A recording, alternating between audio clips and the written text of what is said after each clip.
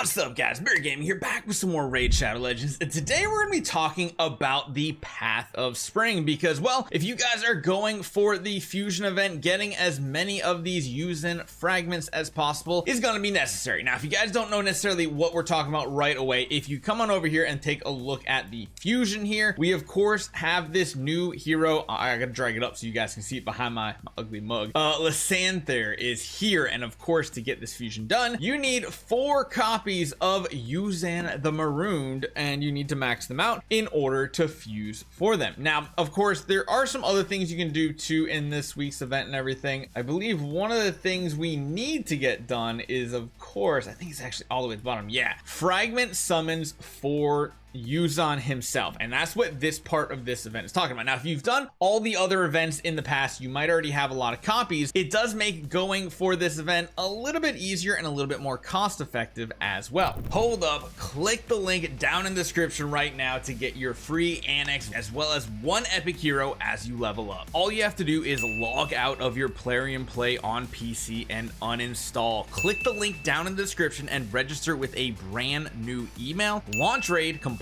the tutorial, and go to your inbox to claim your first champion. Here we go, you'll find annex right here as well as Mausoleum Mage as soon as you hit level 15. This is an amazing account start in Raid, so make sure you guys click the link and follow the steps. So as you guys know, these paths can sometimes be tricky, but supposedly everything interconnects down here like you expect. A lot of times, like on some of these events, it can be tricky where this right side over here might not connect to things on the left side. Doesn't seem to be the case, but there's a couple different options to go for here. Now of course the middle path is going to be locked behind a certain couple of things, and that's going to be the path keys that you will need to unlock. You'll need to go down 1 or 2 of these branches here to get some additional resources. You'll notice each one of these has a lock on the side, so in total you are going to need 4 keys if you want to get all 100 fragment copies of Yuuzhan. Each one of these is 25, and it does certainly add up. Now here's what we're talking about. There's a really cool diagram somebody drew up on Reddit too. I'm going to share with you guys in a minute, but essentially it depends on how many fragments you actually need. Now remember, the only way to start unlocking even this middle path is essentially going down and doing a weird squiggly to get down to the keys, but if you're already doing that, you kind of need to go down further for more keys because you want all 4. But if you only need 50 of these fragments here, that's not that bad because you only need 32,750 points, which I think comes out to be somewhere in the ballpark of like 7 sacred shards, right? No, it's a little more than that. It's a little more than that depending on what you're doing and everything, depending on what you do for artifacts and everything.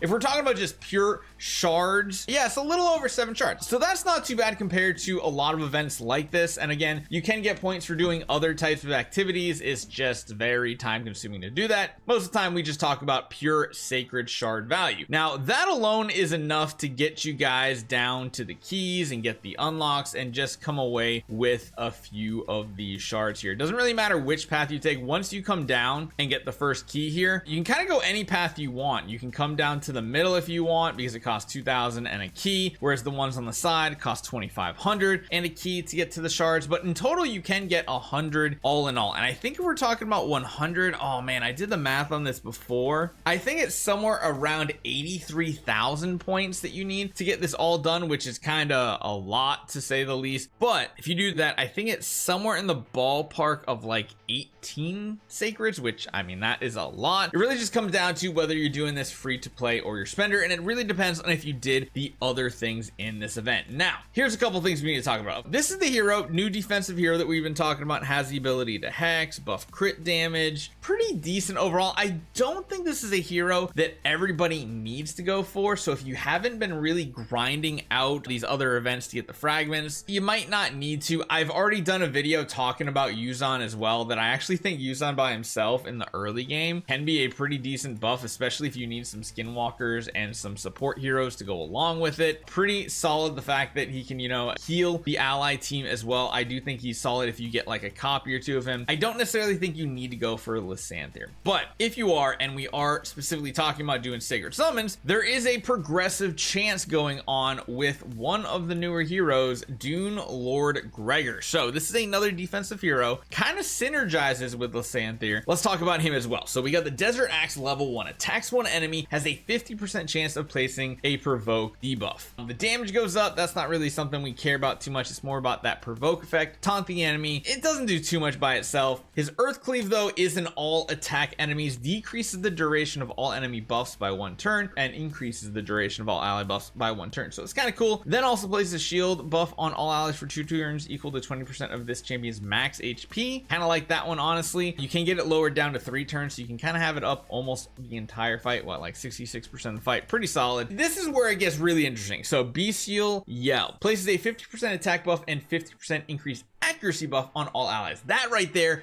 that is amazing for a support type hero. But he has a really cool ability if you have barbarians on your team that you're using that works really well. So if you have one other barbarian on your team, it also decreases the cooldown of all ally skills except this champion, which again, really awesome. If you have 2 additional barbarians on the team, it's going to fill their turn meters of all allies by 20%. And then if you have 3 other barbarians, activates an instant turn effect on the ally with the highest crit damage except this champion. So really cool effect. And the passive, very similar type ability here. When attacked, has a 20% chance of placing that taunt per vote of debuff on the attacker to make him hit him. This is where it gets interesting though. If you have another barbarian, allies deal 25% more damage to CC'd enemies, which is cool. If there's multiple champions on the team with this skill, it's only going to activate a single time, so you can't have multiple Dune Lord Gregors on the battlefield and have it work. And of course, 2 faction allies. Allies ignore 50% of the target's res, which is cool. And then lastly, when counterattacking, instant effects and debuffs placed by ally skills cannot be resisted or blocked. That is pretty powerful. He does have a leadership bonus here for ally defense and all ally accuracies as well, but only applies to barbarians. So really interesting how this works out. Now, I'm going to throw this up on screen here as well, like I was talking about. This is kind of the path that a lot of people are